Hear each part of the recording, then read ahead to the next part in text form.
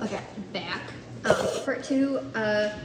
So Dusty, I did have him. I probably should have put the halter on him first, and I didn't do that because typically when he sees the halter, he will run away. And I didn't want to chase him with another horse in there, so I just had the rope around his neck. I was planning on just walking him back to his paddock because it was right there. So, no, he got out of my grasps, and he did go after Sunny because he came over to me. The horse was coming over, and Dusty is very picky, and a horse can be around me. He's a jerk.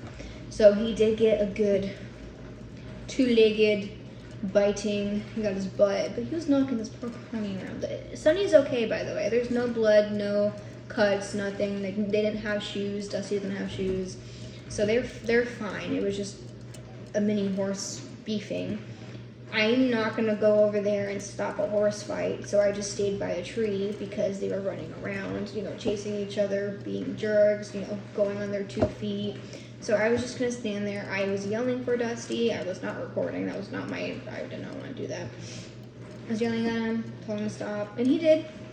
He won't understand jack shit that I'm saying, but he did stop. And then he came over to me, and then I put the halter on, and of course he didn't run away, and then I immediately left.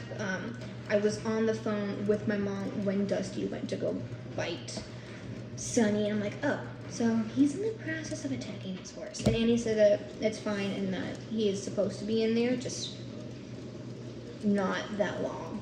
She said that she has a reason why that he was put in there, and she wanted me to get him before explaining. So I went up and she explained it, made sense, and we're good.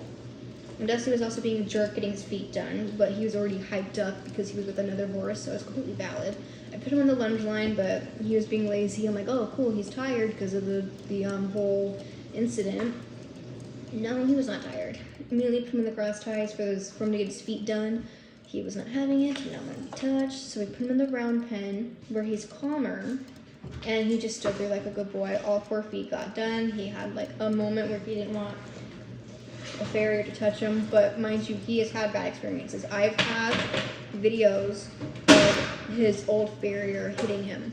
Now, we told my old trainer we did not want to use this farrier, but she kept using him without us knowing.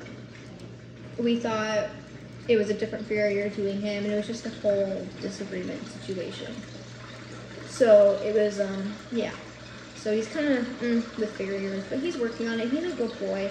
He's been good for the past few weeks. He's had his moments, but he's been really, really good. And I will say today, I think was the first really bad day out of the entire month. But hope you enjoyed.